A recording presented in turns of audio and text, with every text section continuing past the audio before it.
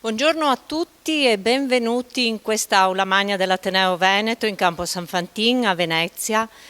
Quella che ci celebriamo oggi è una giornata particolare, è la cerimonia di chiusura di un anno accademico, il 208° per il nostro istituto.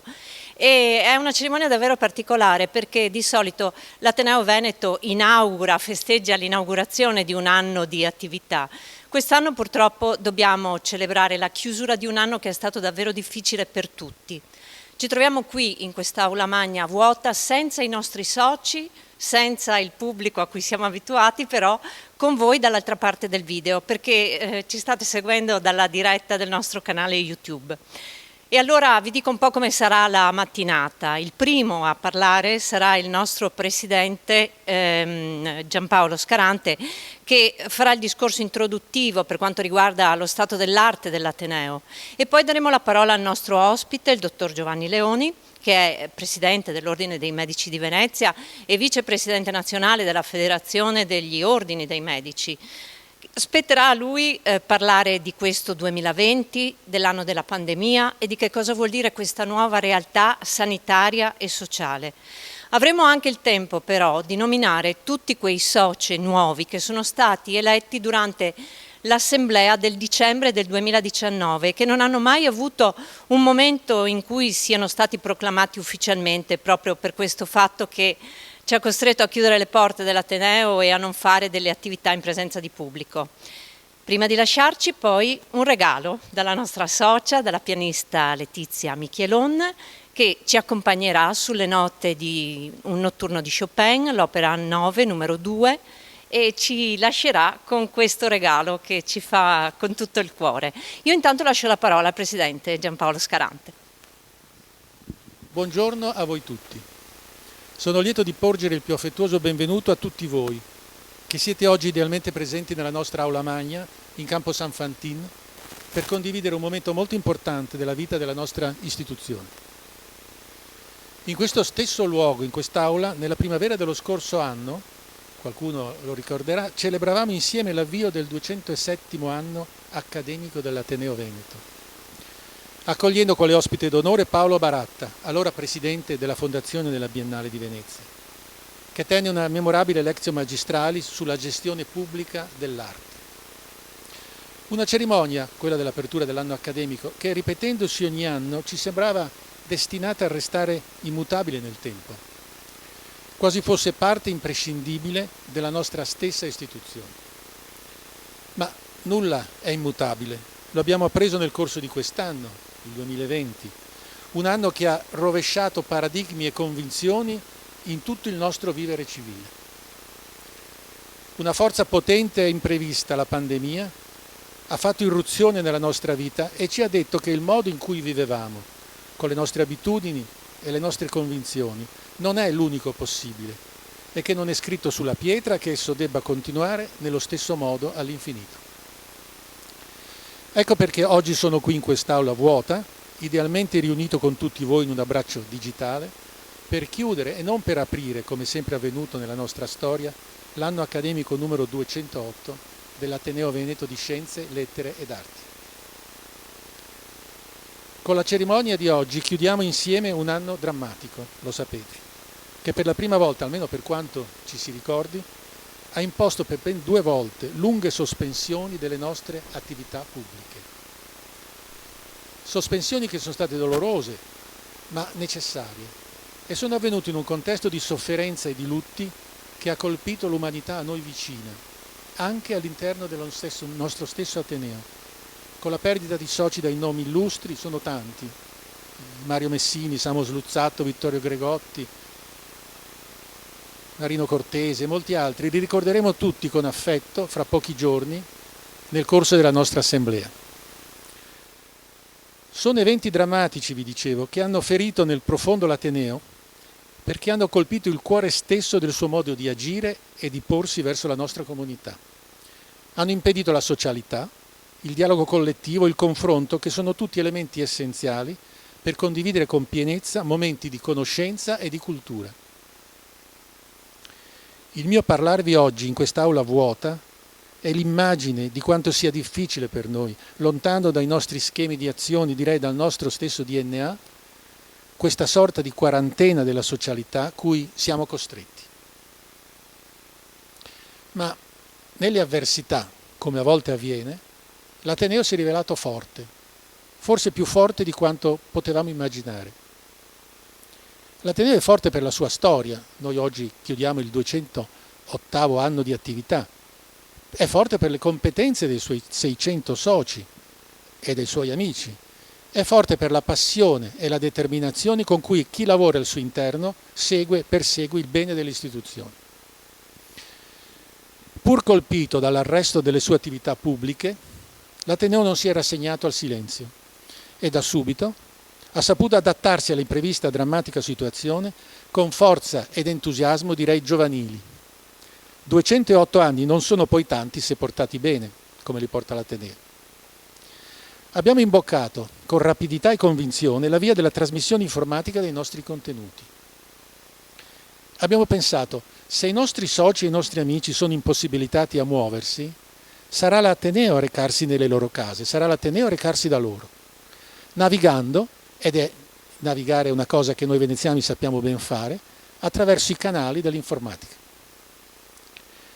E così abbiamo fatto, con sempre maggiore intensità e con sempre maggiore efficacia. Abbiamo subito lanciato l'iniziativa Raccontaci di te, diretta a raccogliere testimonianze sulle esperienze vissute durante il periodo della chiusura, che è stata molto apprezzata. Sul nostro canale YouTube sono comparse prima le registrazioni di nostre attività pregresse, che avevamo già fatto, poi quelle di eventi che invece abbiamo realizzato durante la chiusura e infine veri e propri programmi in diretta, costruiti per essere trasmessi via web, come l'intero corso di storia dell'arte di quest'anno, come l'evento a cui voi oggi state assistendo. Insomma, sono oramai decine e decine gli incontri e gli eventi comparsi su YouTube e rilanciati dalle 3 piattaforme social su cui siamo presenti, Facebook, Instagram e Twitter. Il risultato ci ha sorpreso, ve lo devo confessare, non solo per i dati, che sono molto significativi. Le registrazioni degli utenti al nostro canale YouTube sono passate da poche decine a oltre 1000. Ed è molto elevato il numero delle visualizzazioni per ogni singolo evento, sono circa 200, in certi casi sono arrivati a 600-700, corsi della sanità, determinate Paolo Puppa, abbiamo avuto dei picchi di ascolto assolutamente insospettabili. Ma non è solo questo che ci ha colpito anche le manifestazioni, ci hanno colpito anche le manifestazioni di affetto e di consenso che abbiamo ricevuto da chi, grazie all'Ateneo Digitale, si è sentito meno solo. Insomma, abbiamo mantenuto intatto, in una forma nuova grazie a Internet, il rapporto con i nostri affezionati utenti e con i nostri amici, ai quali, e questo vorrei sottolinearlo particolarmente, fatto del tutto nuovo, si sono aggiunti, grazie alla universalità del mezzo informatico, nuovi utenti al di fuori della nostra consueta cerchia geografica, in Italia e anche nel mondo. Questo ci ha fatto comprendere una cosa che credo sia importante. Ci ha fatto comprendere che il nostro vero patrimonio, il patrimonio dell'Ateneo, non è costituito solo dalla nostra bellissima sede dove ci troviamo, non è costituito solo dai nostri 600 soci illustri e competenti, ma anche da quell'insieme di vicinanze emotive, di comunione di intelligenze che l'Ateneo riesce a costruire intorno a sé, ovunque riesca a far arrivare la propria voce. Chiudiamo pertanto quest'anno accademico, numero 208, lo ripeto, con orgoglio, con il conforto di aver portato a termine, anche in queste difficili condizioni, il nostro compito. Ma ora dobbiamo guardare al futuro, che è certamente difficile e certamente complesso, ma di cui non abbiamo paura. Sono convinto che l'anno 2021 sarà un momento di ulteriore rilancio e di trasformazione dell'Ateneo, che verrà assumendo i contorni di un Ateneo del tutto nuovo, un vero e proprio Ateneo del XXI secolo. Nella mia visione, in quello che spero, esso sarà un'istituzione che resterà se stessa nelle cose importanti, resterà se stessa nel rigore dei suoi principi, nel rispetto della sua storia e nelle sue fondamentali storiche finalità. Ma al tempo stesso saprà anche muoversi con disinvoltura nel raggiungere nuove platee di utenti, magari insospettate, e nell'adoperare tutti i mezzi tecnologici utili a condurre con la massima efficacia la sua missione. In definitiva, quello che vedo nell'anno 2021 È un ateneo capace di coniugare felicemente le tradizionali e a volte insostituibili attività in presenza con quelle online, più flessibili e capaci di raggiungere platee nuove e lontane. Per questa ragione, nel prossimo anno accademico 2021 svilupperemo corsi istituzionali di sempre maggiore interesse e qualità. Studieremo, e lo faremo, la possibilità di realizzarne qualcuno anche in lingua inglese, per sfruttare le potenzialità che ci offre l'ampliamento geografico che ci è dato dall'uso del web. Il nostro riferimento qualitativo sarà il corso di storia dell'arte tenutosi quest'anno, che grazie, ottimamente coordinato dal socio Camillo Tonini, ha raggiunto quest'anno vertici di assoluta eccellenza. Proseguiremo con ancora maggiore profondità e impegno l'azione di dialogo e di confronto sui grandi temi del mondo e sui temi della nostra città, che ora più che in passato ha bisogno di grandi e coraggiose decisioni che salvaguardino il suo presente e assicurino il suo futuro. In questo dialogo necessario vogliamo essere presenti e cercheremo di esserne stimolo e guida intelligente. Parleremo, e questa sarà una novità, con i nostri corsi di studio che realizzeremo ad hoc, ai Veneti del mondo. E in questo senso abbiamo avviato una collaborazione con la Regione. Daremo corso concreto al programma L'Ateneo dei Ragazzi, per cui stiamo lavorando intensamente, e molte altre cose. Abbiamo il nostro nuovo sito completamente ristrutturato e su questo sito voi troverete tutte le informazioni che oggi non sono in grado di darvi per brevità, ma che sono molte e molto ricche. E inoltre questo nuovo sito, che vi prego di visitare perché è completamente nuovo, completamente ridisegnato, verrà sempre più trasformato in un sito dove i soci, gli amici, gli utenti dei nostri eventi potranno dialogare fra di loro. E infine, cosa non ultima, perché sono cose necessarie, noi continueremo a migliorare le strutture della nostra sede. La nostra sede storica, che ha bisogno di cure assidue e continue. Dopo i lavori dello scorso anno, il nuovo impianto audio-video in questa stessa sala, il riordino della sala della biblioteca al piano superiore e la nuova installazione fatta apposta per la tela del Tintoretto, era la volta del rifacimento dell'impianto elettrico e dell'installazione di un nuovo sistema LED per l'illuminazione delle nostre sale, che siamo prossimi a completare, come potete vedere anche da questa immagine, grazie al sostegno del Comune, che ringrazio, e alla sponsorizzazione della ditta Iguzzini. Sponsorizzazione tecnica della ditta Iguzzini. Ecco, non posso non menzionare, anche in questo contesto che diciamo non si presterebbe particolarmente, il fatto che l'Ateneo ha subito gravi conseguenze sul piano economico a seguito del blocco dell'attività, praticamente durate tutto un lungo e intero anno. Tutto ciò determinerà un serio deficit di bilancio, al quale dovremo far fronte. L'anno 2021 sarà quindi molto difficile sotto questo profilo e chiediamo a tutti coloro che ci sono amici, che ci sono vicini, di aiutarci a superarlo. Anche piccoli gesti, una piccola donazione o l'acquisto delle nostre mascherine con il logo Ateneo possono servire a mantenere in vita la nostra voce. In particolare rinnovo la richiesta avanzata al sindaco di Venezia Luigi Brugnaro e al presidente della regione Luca Zaia di non lasciarci soli in questo difficile frangente della nostra storia. Saluto ora e ringrazio il nostro ospite d'onore, il presidente dell'Ordine dei Medici di Venezia e vicepresidente nazionale Giovanni Leoni. La sua presenza quest'oggi ci onora ed è coerente anche con le antiche tradizioni mediche che l'Ateneo ha nel suo stesso DNA. Giovanni Leoni è un grande veneziano, interamente dedito alla sua professione, che ricopre con altissima capacità incarichi di grande rilevanza regionale e nazionale. La sua voce autorevole ci racconterà della lunga guerra contro il Covid, vista da chi la vive sul campo e ne conosce in maniera approfondita tutte le complesse tematiche. Ma attraverso la sua presenza, l'Ateneo vuole anche pubblicamente ringraziare tutto il personale medico e paramedico che si trova in trincea contro il virus ormai da lunghi mesi, lunghissimi mesi, e la cui opera merita il più ampio e grato riconoscimento da parte di tutti noi. Non solo morale, direi, ma da questo da parte delle istituzioni, ma soprattutto concreto e materiale, perché lo meritano e perché è necessario.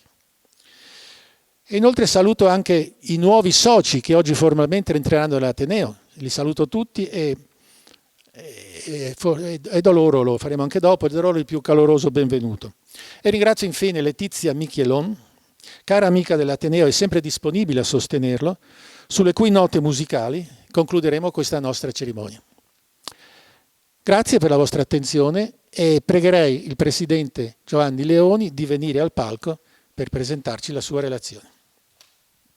Questa istituzione che rappresenta la cultura senza tempo di Venezia, attualizzata e, come ho sentito adesso dal Presidente Scarante, trasformata in una nuova forma di comunicazione. Ringrazio quindi l'amico di tanti anni, il Presidente Giampaolo Scarante, la dottoressa Silvia Menetto e tutto quanto lo staff per avermi voluto qui oggi. Io vengo qua come rappresentante di una categoria. Gli ordini medici sono 106 in Italia e ogni triennio, adesso ogni 4 anni in futuro, eleggono anche l'esecutivo nazionale. Per ragioni indipendenti quasi dalla mia volontà, sono vicepresidente della federazione e prima della pandemia ho girato 2 volte l'Italia, incontrando tante altre realtà. Si chiude tra poco questa mia esperienza, vedremo come andrà il futuro. È stata estremamente formativa perché ti apre la visione del tuo mondo, del mondo dei colleghi, con tutte quante le differenze regionali. La federazione ha anche assunto un ruolo importante di interlocuzione politica e una presenza e una comunicazione sistematica sulla stampa per tutte quante le problematiche della professione medica. E abbiamo stretto anche un protocollo che non c'era a livello istituzionale con la conferenza delle regioni. Quindi il ruolo è importante e per quanto riguarda la responsabilità che viene sempre prima dei privilegi. Ma io sono qui venuto a parlare del problema della pandemia, una situazione veramente strana, un futuro che nessuno si sarebbe immaginato e di cui abbiamo vissuta questo gennaio quando per la prima volta sono stato mandato dal Presidente Anelli al Ministero della Salute perché c'era una comunicazione urgente al Ministero su questo virus cinese, quando ancora la problematica era bloccare agli aeroporti i passeggeri della Cina e quant'altro. Poi sappiamo bene com'è finita tra la prima e la seconda ondata, ma devo fare 2 passaggi dal punto di vista tecnico per quanto riguarda 2 concetti per aiutarvi anche a seguire questa relazione, perché non sono certo che certi termini siano noti a tutti. Quando si parla di focolaio, si parla di un improvviso aumento di una determinata malattia all'interno di una comunità, una regione o una stagione circoscritte. È un'insorgenza in relazione a malattie trasmesse molte volte da agenti inquinanti come l'acqua, in questo caso la contaminazione di tipo aereo. E naturalmente con l'epidemiologia si studia la fonte dell'infezione e bisogna intervistare le persone colpite, capire il pregresso e studiare l'evoluzione poi della malattia. E in seguito poi è possibile alla fine eliminare la fonte e così finiscono di norma le epidemie. Una manifestazione collettiva di una malattia che rapidamente si diffonde fino a colpire un gran numero di persone, un territorio più o meno vasto. Questa è la definizione classica di epidemia. Si sviluppa con un andamento variabile e si estingue dopo una durata a volte anche variabile. Pensiamo anche al banalissimo raffreddore, alle influenze stagionali. Ma noi qui parliamo di pandemia, un termine che una volta era per addetti ai lavori e adesso è diventato comune, perché vuol dire che le epidemie si sviluppano su territori vastissimi e cominciano a colpire più continenti, tutti con la stessa malattia. È stato molto dura per l'OMS alla fine dichiarare lo stato di pandemia, perché era una ammissione in una situazione estremamente pericolosa per l'intera umanità. E solo progressivamente ci siamo resi conto di quanto questo era vero, perché probabilmente nessuno credeva, stante i pregressi, se vi ricordate la SARS, se vi ricordate le influenze aviarie, quelle cose che sembravano molto lontane, in Cina, che colpivano paesi distanti e che poi alla fine si autolimitavano da quelle parti.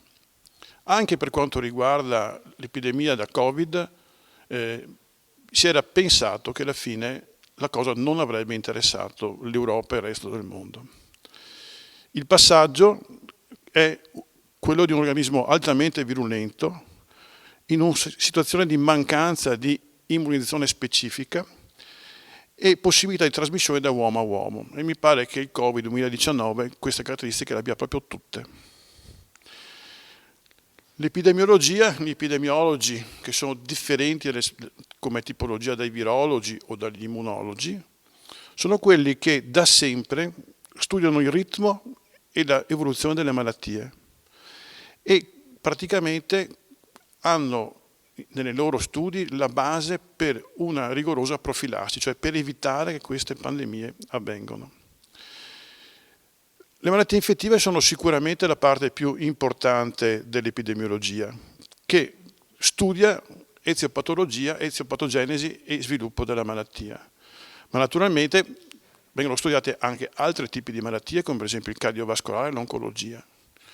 Le malattie infettive, che comunque sono al primo posto come causa di morte nel mondo, in Europa, in Italia, erano praticamente scomparse. Cioè, la prima causa di morte in Italia e nei paesi evoluti è il cardiovascolare, seguita dall'oncologia. Le malattie infettive sono a carico di altri paesi, come l'Africa per esempio, come l'India. Ma invece, come abbiamo visto, questo stato ci ha raggiunto. Ci ha raggiunto per quella che è molte volte anche il salto di specie. Alla fine ci sono tantissimi virus. Questo è stato il più famoso perché ha avuto un'evoluzione estremamente particolare che era avvenuta anche in passato per altri virus meno famosi perché non si erano diffusi molto banalmente così tanto. E sono quindi appartenenti alle famiglie dei coronavirus che vedete qui riassunte, ma anche i virus dell'influenza, anche i virus del raffreddore sono coronavirus. Hanno una parte del loro codice genetico simile e poi ci sono delle piccole variazioni che determinano anche differenza di comportamenti. Qui, grazie al professor Giorgio Palù che mi ha passato queste slide riassuntive, è semplicemente per farvi capire la complessità dell'argomento di cui trattiamo e il numero di virus, di cui alcuni prendono delle caratteristiche così particolari che alla fine, in mancanza di quella che è una risposta immunitaria anticorpale, perché sono specie nuove, si diffondono e causano patologie estremamente differenti. Il coronavirus, in particolare, colpisce l'interfaccia alveolare.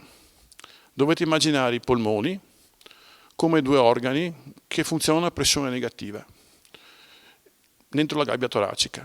In aria ambiente i polmoni si restringono diventando grandi praticamente quanto un pugno. Invece nel cavo polmonare sono decisamente più ampi perché occupano gran parte del torace col cuore.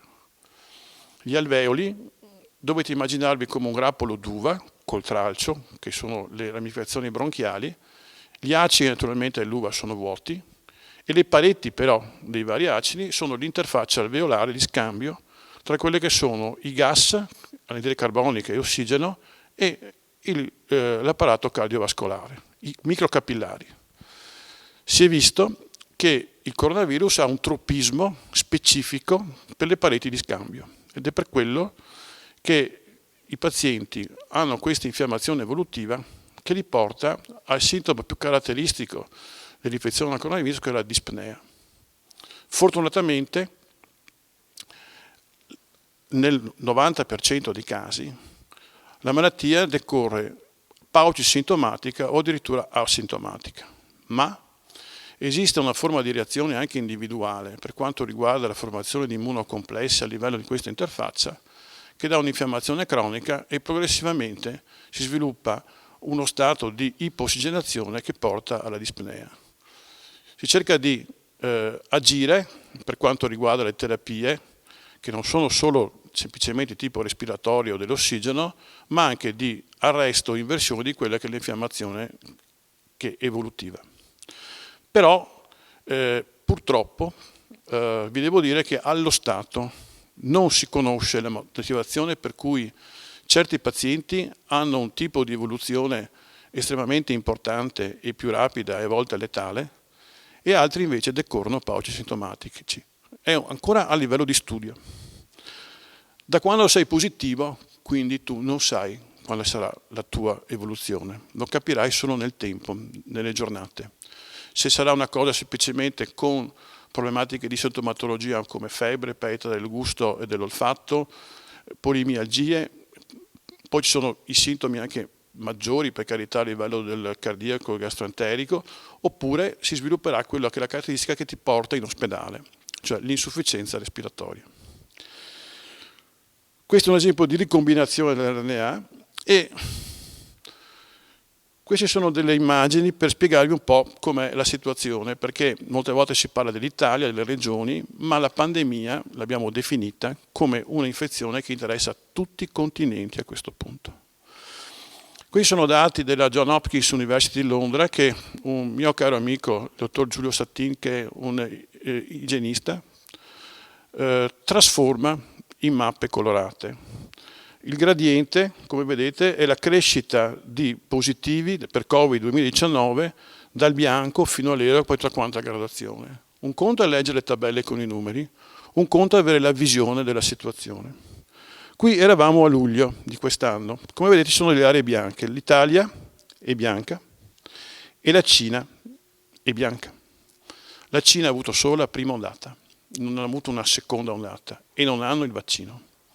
Hanno applicato i loro dettami per quanto riguarda l'isolamento sociale in maniera molto rigida, essendo un paese a regime totalitario, e hanno eliminato alla fine la diffusione del virus che è interumana, esattamente come è stato fatto a Vo e Euganeo, in questo piccolo paese di 3.500 abitanti, su cui è stata sperimentata per la prima volta in Italia quella che è stato il lockdown duro, che ha fatto capire, e con un articolo anche pubblicato su Nature ai primi di giugno, da parte del gruppo guidato dal professor Crisanti, che alla fine l'epidemia poteva essere interrotta semplicemente col distacco della contaminazione interumana da uomo a uomo del virus.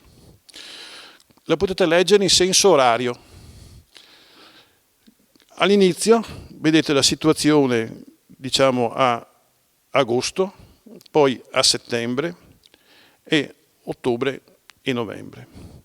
Come vedete ci sono delle nazioni che cambiano di colore, tra cui l'Italia. L'Italia era bianca, aveva avuto le perdite economiche che ben conosciamo da parte del visto del lockdown, ma alla fine il tasso di positivi nei mesi di giugno, luglio e agosto erano estremamente bassi.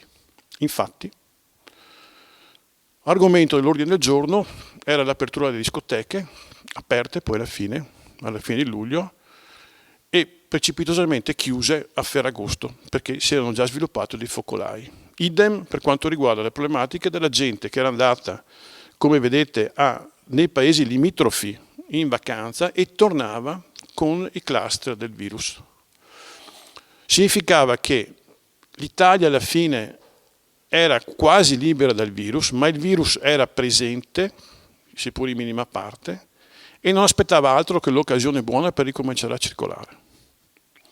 Poi è avvenuta la problematica della riapertura delle scuole, del ritorno al lavoro, del riutilizzo a pieno carico dei mezzi di trasporto, soprattutto per quanto riguarda il trasporto regionale e il cittadino, gli autobus, i vaporetti, che tutti quanti noi ben conosciamo. E si segnala anche l'età media, che rispetto alla prima ondata si è abbassata, interessando prevalentemente per quanto riguarda la positività persone tra i 20 e i 40 anni, probabilmente per minor rispetto di quelle che sono le regole di distanziamento sociale, l'uso della mascherina e quant'altro. Mascherina, io porto quella chirurgica, vedo in giro che dura 6 ore, una giornata, a seconda delle varie situazioni, e che deve essere cambiata. E poi ci sono tutte quante le mascherine fashion, che hanno delle caratteristiche ben precise di produzione, che devono essere segnate, che devono essere lavate per essere utilizzate con un numero anche limitato di volte, se no perdono molto di quello che è il loro effetto filtrante. E questa è l'Europa. L'Europa è diventata nera, quindi questa è quella di novembre, e siamo tutti in questa condizione qui. Quindi dalla pandemia guariamo, operiamo tutti assieme, non è possibile arrivare per compartimenti stagni. Ci deve essere un assoluto coordinamento dal punto di vista sanitario. Il virus non conosce confini, viaggia. Ci eravamo illusi di poterlo fermare agli aeroporti e dobbiamo renderci conto di come poi è finita la nostra storia. Questa è un'analisi dei tamponi utilizzati e percentuali di positività. Vedete nella sezione centrale quanto bassi erano i positivi nei mesi estivi, per una somma di ragioni. Probabilmente l'influenza climatica, probabilmente il fatto che le scuole erano chiuse, che gli uffici erano chiusi, che c'era stato il lockdown. C'erano delle situazioni per cui stavamo meglio. Quindi, se la prima ondata è stato un problema sanitario che è diventato un problema sociale, la seconda ondata è stato un problema sociale di comportamenti che hanno causato una problematica sanitaria. Morale, ce la siamo fatta da soli. Questo è l'andamento per quanto riguarda la problematica dell'occupazione in terapia intensiva e in altri reparti. In rosso, vedete, quelli che sono gli altri reparti, che sono le subintensive, perché in questo periodo stiamo vivendo la trasformazione dei reparti di medicina, di epidemiologia, perché le malattie infettive erano già piene, in reparti Covid, anche qui, anche a Venezia. Perché la problematica è tale che a un certo punto bisogna trasformare reparti che normalmente hanno ogni tipo di patologia in una patologia sola. C'è un piccolo particolare. A gennaio-febbraio tradizionalmente arriva l'influenza stagionale, quella per cui ci stiamo vaccinando in questo periodo, che occupa le realtà ospedaliere da sempre, ogni anno è stato così, e c'erano già difficoltà nei pronti soccorsi per trovare i posti letto per questi tipi di pazienti. Dobbiamo invertire la tendenza perché dobbiamo avere il posto per curare anche questo tipo di patologia che arriverà. E poi non possiamo lasciare indietro tutte le altre patologie che continuano ad arrivare, perché le appendiciti, le peritoniti, gli scompensi cardiaci e tutte quante le altre patologie, le ulcere, continuano ad arrivare in ospedale. Quindi non possiamo fare ospedali monotematici. E in ospedale non ci stanno tutti. C'erano 5.000 posti letto di terapia intensiva in Italia, aumentandoli siamo arrivati a 8.000-8.500. È stato detto che con i letti respiratori si possono passare i 10.000, 10.500. Piccolo particolare, dovete sapere che al 31 ottobre del 2020 l'aumento del numero di anestesisti sul territorio nazionale è stato del 5%, 600 anestesisti, perché mancano anche i medici e gli infermieri per mandare avanti tutti questi posti letto. Come li mandano avanti? Lavorano e faticano di più. Ma non si può comunque stressarli per sempre e aumentare gli ingressi in maniera indefinita. Quindi la pandemia si batte fuori all'ospedale. L'ospedale è l'ultima spiaggia, non bisogna arrivarci in ospedale. Quindi bisogna limitare quello che è la diffusione del contagio. I medici in medicina generale hanno avuto un comportamento fondamentale, in particolare nel Veneto, per quanto riguarda quello che è il triage telefonico e anche l'utilizzo delle USCA, che sono delle unità speciali per le visite domiciliari come DP, per fare i tamponi e per poter avere un'assistenza per quanto riguarda i pazienti separati dagli altri pazienti che devono essere assistiti. Stanno facendo i tamponi rapidi nelle condizioni di sicurezza e naturalmente per quello che loro giudicano, per quelli che sono segnati all'Istituto sanitario e per quelli che hanno del dubbio diagnostico. Sulla terapia domiciliare, che è importante, alla fine le cose conclusive sono state il paracetamolo per la febbre, l'azathiomicina, lo Zithromax per quanto riguarda un antibiotico immunostimolante, l'utilizzo del cortisone per bocca che può invertire, diciamo, la malattia, altri farmaci come l'eparina più per uso ospedaliero per casi particolari. I medici sanno alla fine come curarvi prima che ci sia la problematica più importante, che dicevamo che è la dispnea, che trattarla a domicilio è estremamente impegnativo. Per quanto riguarda l'evoluzione adesso, che avete sentito sui giornali, magari anche quelli di oggi, quelli di ieri, in cui c'era questo rallentamento del contagio, sì, c'è un rallentamento del contagio, però siamo arrivati al record dei morti, perché noi vediamo la situazione di un mese fa. I morti che vediamo noi, contiamo adesso noi in ospedale o sul territorio, sono effetto di un'evoluzione della patologia che dura 30-40 giorni. Tanto il tempo che ci vuole per quanto riguarda la positività, lo sviluppo, l'eventuale ricovero in ospedale, il ricovero in terapia intensiva, che sono tempi sottoinsiemi, sempre più piccoli, e poi alla fine il cedimento, soprattutto di pazienti anziani e vero polipatologici, ma anche dei giovani che hanno risposte particolarmente devastanti per quanto riguarda il loro sistema immunitario, che portano a questo tipo di problematica. Non come medici abbiamo ben presente questa la problematica del deficit economico, del deficit del PIL, della problematica per le partite IVA, per tutte quelle categorie che non sono a reddito fisso, che hanno avuto dei redditi clamorosamente devastati e parzialmente ristorati per quanto riguarda le loro attività. Anche a me piace la settimana bianca, mi piace andare in montagna per tutto quello che riguarda questo periodo, però c'è una problematica tecnica per tutti quanti gli assembramenti e tutte quante le evoluzioni che ci possono essere a Natale, e noi non possiamo permetterci di avere un ulteriore aumento di positivi perché improvvisamente dobbiamo festeggiare. Purtroppo sarà un Natale forse più religioso, forse più di riflessione, ma questa è la situazione, perché non possiamo curare tutti in ospedale.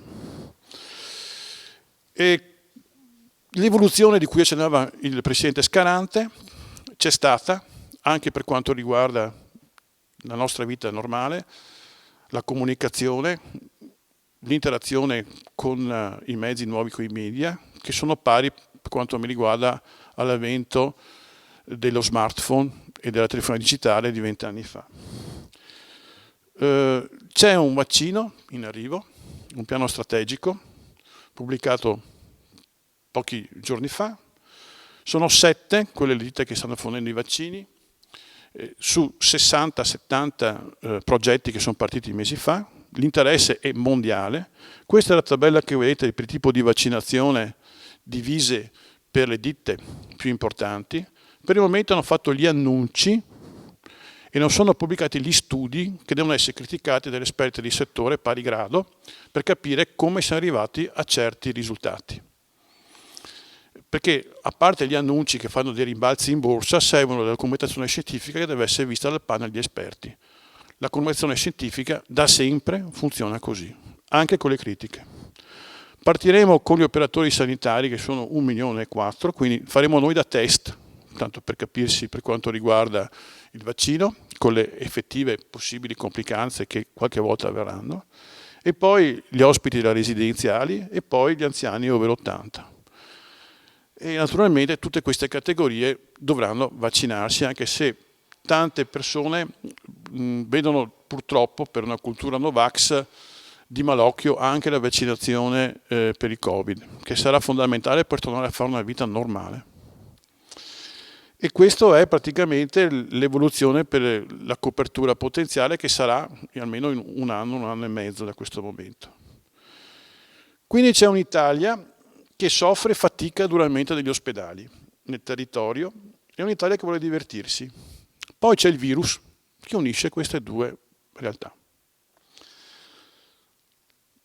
Abbiamo chiesto un lockdown generalizzato, intervistati molte volte da altri paesi europei che sono curiosi di vedere che c'è nel laboratorio Italia, che era un liuntore dell'Europa i primi mesi, e poi ci siamo risollevati, ci siamo ripuliti. Adesso siamo ricaduti purtroppo in questa problematica. Il Presidente Anelli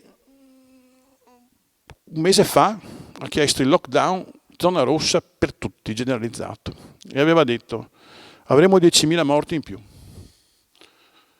Beh, era ottimista, perché i morti sono stati di più. I deceduti erano 41.394 quando parlava Anelli, adesso sono 58.852, siamo arrivati oltre a 16-17.000 in più.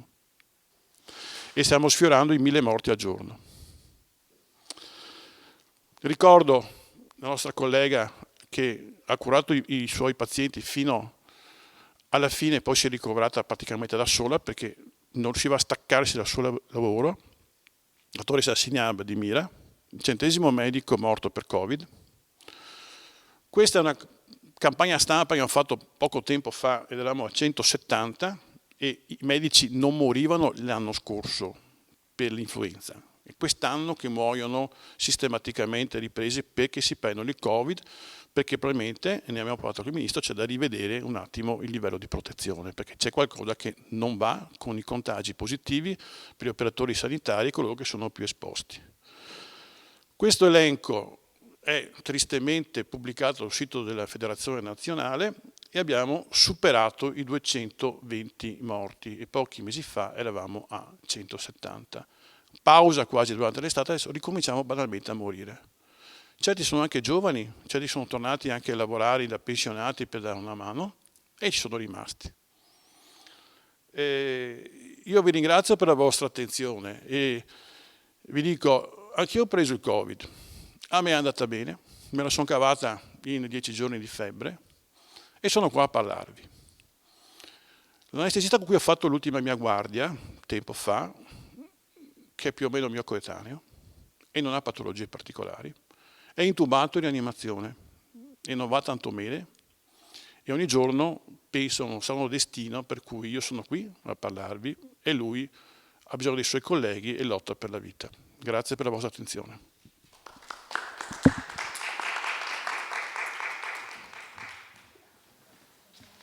Io ringrazio molto il Presidente Leoni per questa sua relazione che devo dire mi ha toccato molto, perché ha saputo coniugare gli aspetti emotivi, gli aspetti del cuore con gli aspetti logici e della razionalità. E credo che ne esca soprattutto un appello, come posso dire, imprescindibile alla ragionevolezza di tutti noi. Non possiamo noi continuare a fare quello che facevamo prima, non possiamo, insomma, dobbiamo essere ragionevoli, dobbiamo affidarci alle istituzioni, alle competenze mediche, insomma. E purtroppo questo non avviene sempre.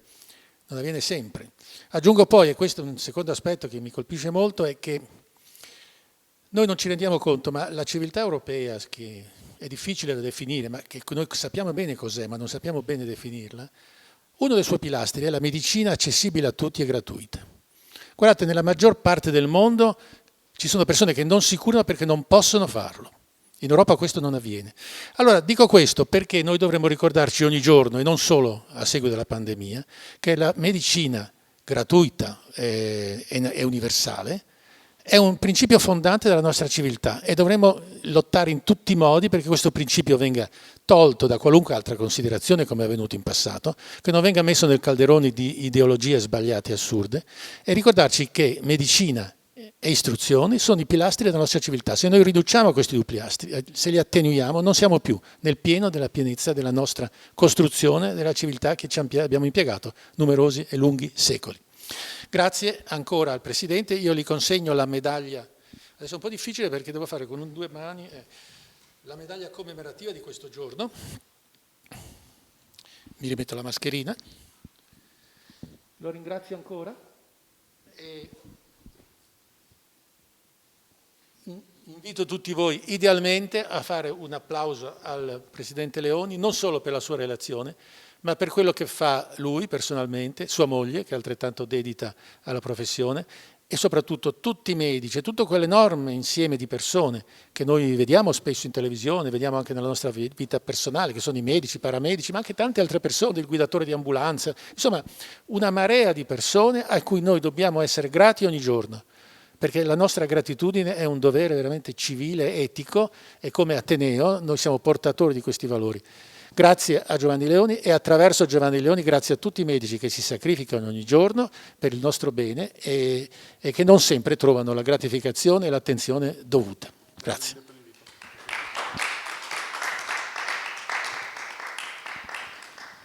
Bene, noi adesso passiamo alla seconda fase della nostra cerimonia, che è la presentazione dei nuovi soci. Ecco, io vorrei dire alcune cose prima di procedere a questa cerimonia. Voi sapete, l'abbiamo detto, ve l'ho detto all'inizio, il Covid ci ha tolto un sacco di cose come Ateneo, ci ha tolto la socialità, le nostre riunioni, tante cose, ma ci ha tolto anche molte cose interne alla nostra istituzione. Il rapporto fra i soci ci ha impedito per esempio di realizzare il viaggio dell'Ateneo che avevamo programmato per il mese di maggio, ci ha impedito altre riunioni, ci ha impedito le nostre assemblee in presenza, dobbiamo farle via Zoom, ci ha impedito in questo periodo di trovarci per farci gli auguri, per avere il pranzo natalizio che normalmente siamo abituati a fare. A questo punto il Covid voleva anche impedirci di presentare i nuovi soci. Ecco, e noi abbiamo detto di no, perché sentiamo come un dovere assoluto quello di chiudere l'anno presentando i nuovi soci e non rimandarli sotto la costrizione di questa terribile pandemia.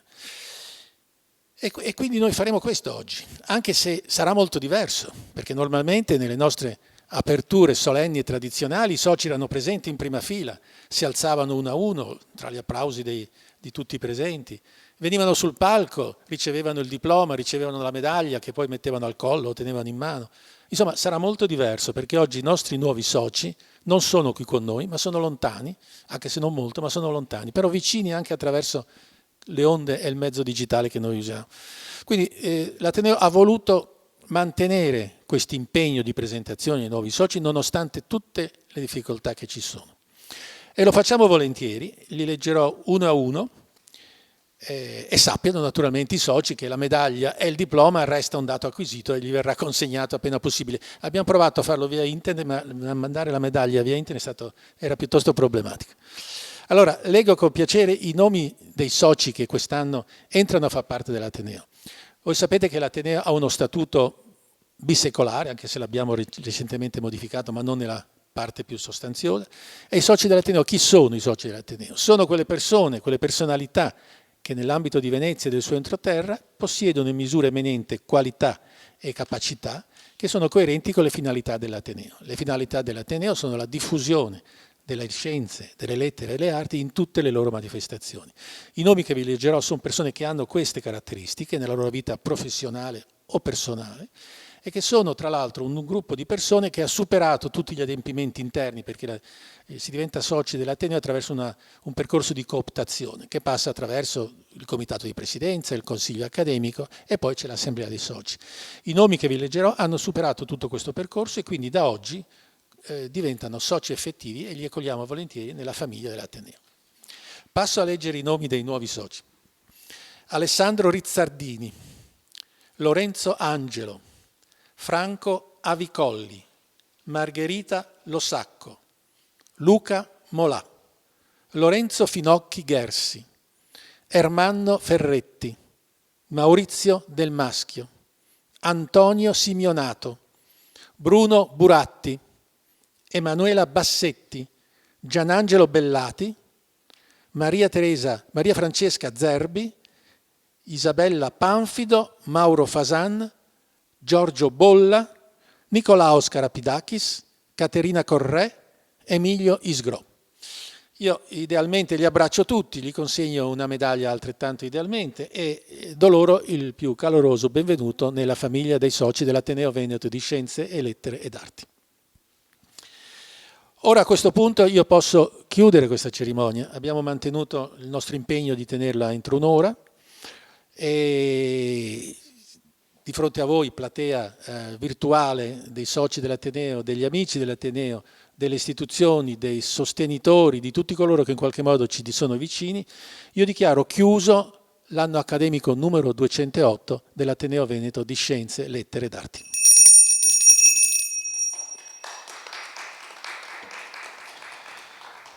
E ora passo la parola, o meglio ci affidiamo alle mani di Letizia Michelon. Vi ho già detto che è una cara amica dell'Ateneo che lo sostiene sempre in ogni modo. E quindi su queste note, credo sia il modo migliore per chiudere questa giornata, che è stata una giornata intensa, non fredda, nonostante, come posso dire, l'assenza di pubblico, ma è stata una giornata anche calda sul piano umano e sul piano emotivo, grazie anche a quanto ci ha detto il Presidente Leoni. Credo il modo migliore sia finirlo con la musica, soprattutto se suonata bene, come suona Letizia Michelon. Grazie a voi tutti, arrivederci all'Ateneo Veneto, presto spero.